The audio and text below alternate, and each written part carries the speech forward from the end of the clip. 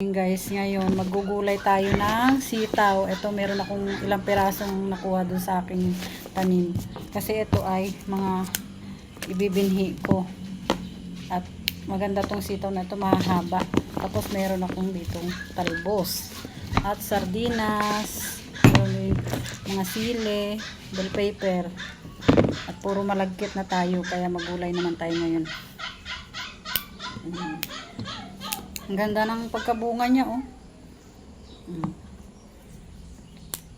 Yan, kasi ibibinhi ko na yung iba. Yan, kagandahan pag meron kang tanim. Yan, pag gusto magulay, meron ka kaagad mapipitas.